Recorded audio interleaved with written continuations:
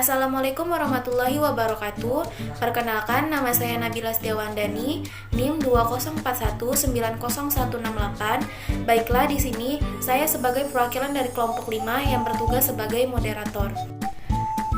Baiklah, pada video kali ini kami dari kelompok 5 akan membahas mengenai materi pengelolaan data, di mana pembahasannya yang pertama yaitu pengertian data dan macam-macam data, yang kedua cara mengumpulkan data, yang ketiga cara membuat diagram dan hasil pengelolaan data. Sebelum kami masuk ke video pembahasan, di sini saya akan memperkenalkan terlebih dahulu teman-teman saya dari kelompok 5 yaitu Assalamualaikum warahmatullahi wabarakatuh. Perkenalkan, nama saya Unistia Ningtyas, NIM 204190163. Perkenalkan, nama saya Wiwi Tia Parwati dengan NIM 204190161. Perkenalkan, nama saya Husnita Asri, NIM 204190212. Perkenalkan, nama saya Putri Elsa, NIM 204190180. Dengan saya Agustinta dengan NIM 2041901. Saya Rita Astuti dengan NIM 204190214. Baiklah, selanjutnya kita akan menjelaskan tentang pengertian data dan macam-macam data. Nah, pertama kita akan membahas tentang data. Jadi, data adalah sekumpul informasi atau keterangan dari suatu hal yang diperoleh dengan proses pengamatan dan pencarian dari beberapa sumber yang terkait.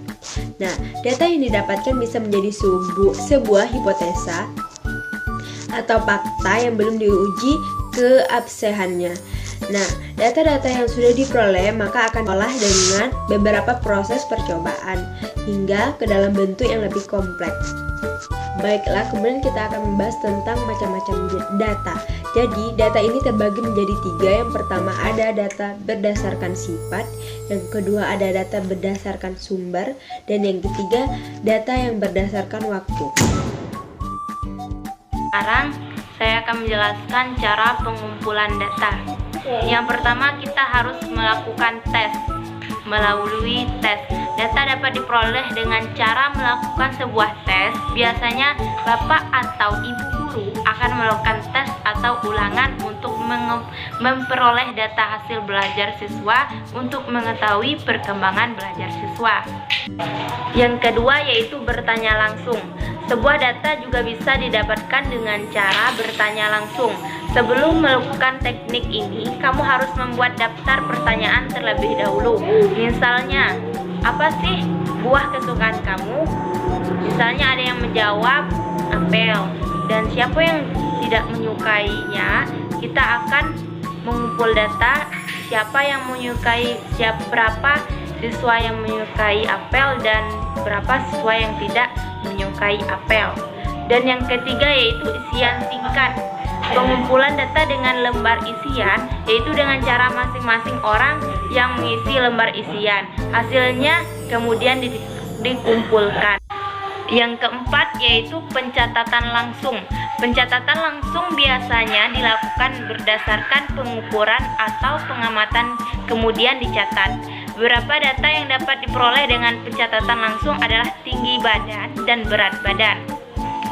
Nah, sekarang kita akan menyimpulkan bagaimana cara menyimpulkan data yang sudah kita miliki. Contoh di sini saya akan memberikan contoh data dari ulangan matematika siswa. Data di sini yaitu ada nilainya 65, 70, 85. Di sini kan masih teracak. Jadi kita sulit mengetahui mana nilai siswa yang tinggi, yang rendah dan ataupun nilai siswa yang lebih dari 80 ataupun kurang dari 80. Yang pertama kita harus urutkan data dari angka terkecil sampai terbesar. Nah, sekarang kita udah mengurutkan data, kita lihat mana data yang terkecil hingga data terbesar. Di sini data terkecil yaitu ada angka 60 dan yang terbesar yaitu 90. Nah, kita tahu kan mana nilai yang terbesar dan 60. Mengapa kita harus urutkan data? Karena agar menjadi lebih mudah. Kita kita sudah mengurutkan data, kita lebih mudah mengetahui mana siswa yang lebih tinggi nilainya, yang rendah nilainya, yang lebih dari 70 ataupun yang kurang dari 70. Di sini ada siswa yang kurang dari 70, yaitu ada nilainya 60, dan ada yang 65.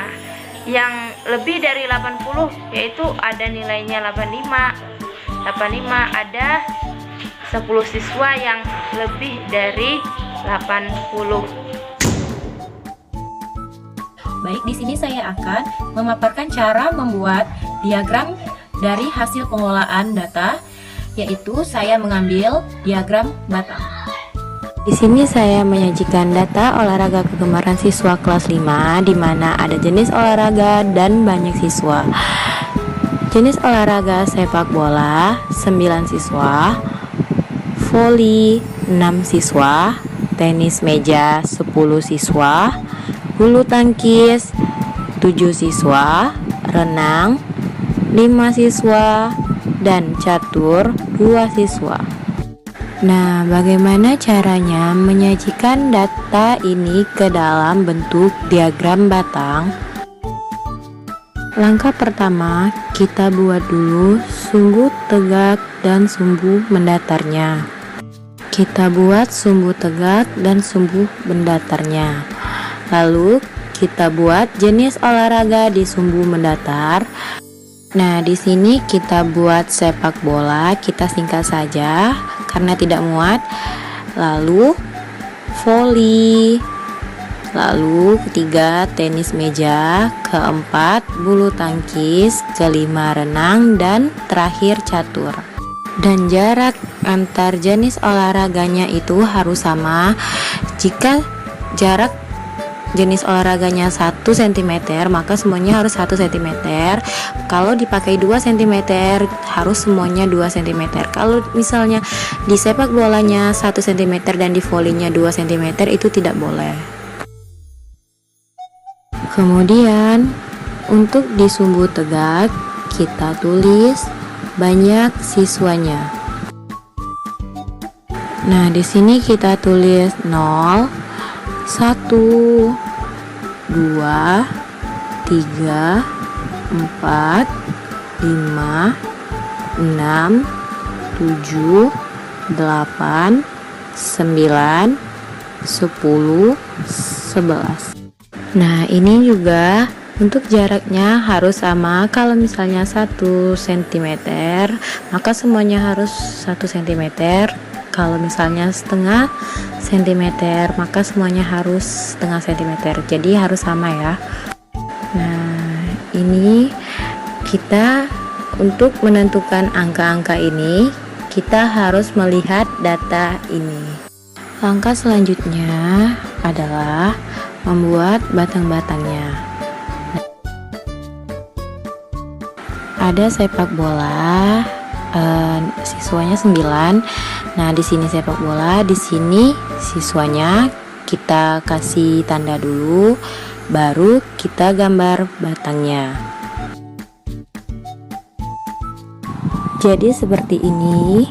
Nah, jadi sepak bola banyak siswanya ada di 9. Nah, jadi kita gambar di 9, jangan kita taruh di 6 karena 6 itu ada di voli. Nah, seperti ini ya gambarannya. Nah, next yang kedua voli.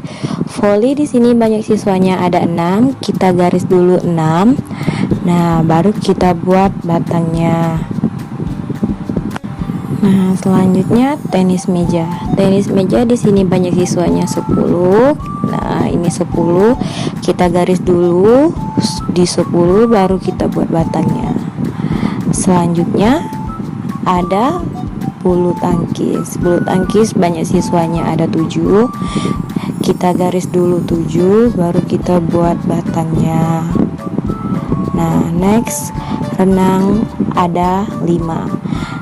Kita buat dulu garisnya, baru kita gambar batangnya. Selanjutnya catur. Catur di sini ada banyak siswanya ada 2. Kita garis dulu, baru kita buat batangnya. Nah, jadi gambaran diagram batang ini seperti ini. Baiklah, sekian video dari kelompok 5. Apabila ada salah-salah kata, kami mohon maaf. Kami akhiri. Wabillahi taufiq wal hidayah. Wassalamualaikum